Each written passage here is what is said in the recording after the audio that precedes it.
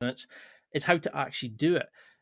I mean, I could talk to you about any of these sorts of things for like days and days and days, but what would you like them to take from this? I mean, I would love you to come back on at some point. But what would if they had to have a message to go forward from this? What would you want them to use to remember mostly from this?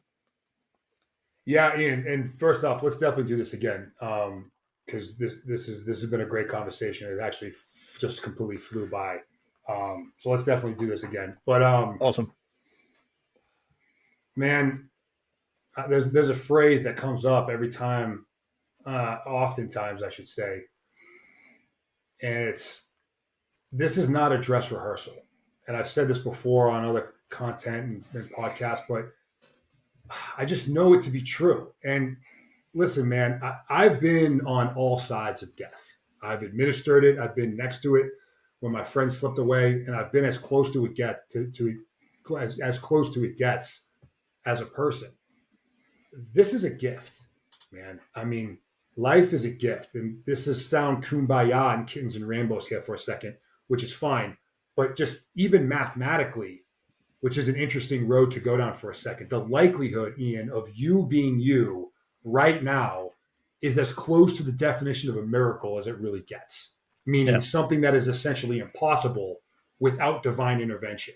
And there's some stats out there to put this in context that if the entire population of San Francisco, around 2.5 million people, all rolled a trillion sided die at the same time, and they all landed on the same number, that's the likelihood of you being you now.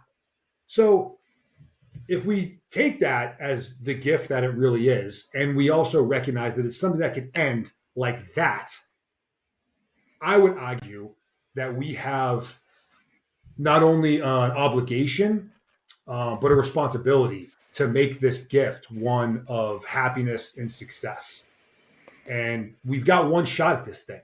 So, and it's going to end. Like, spoiler alert, you're going to die. Mm. So, knowing that it's a gift, we have one chance, and it's eventually going to end. Those are basically ironclad truths.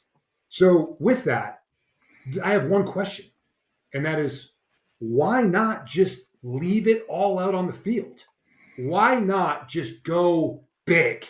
I mean, big. Like, what is the downside? What is really the risk? Aside from pride, ego, some temporary discomfort, I understand all that. I live in the world of risk calculus. But from a 30,000 or 50,000 foot view, it's a gift, it's precious, it can end at any moment, and it will end eventually. Why not go all out now while you have the chance? There are countless and infinite, and now we're getting into the theoretical people that do not exist here now that have the option or opportunity to do what we can. Why not leave it all out on the field? I love it. I think that's the perfect message. And how can people keep in touch with you, see the evolution of the brand? I mean, you're doing speaking now, you've got the books, you've got the potential, the new workbook, etc. How can we keep in touch with you, your social media handles, etc.? But what also do you want this evolution of the brand to be? Oh, that's a great question. The short answer, how to get a hold of me, it's machinenick.com. That's got access to all my socials, direct link to send me email traffic, which I do respond to personally. It can get kind of crazy, but I go in reverse order and I get back to everybody eventually.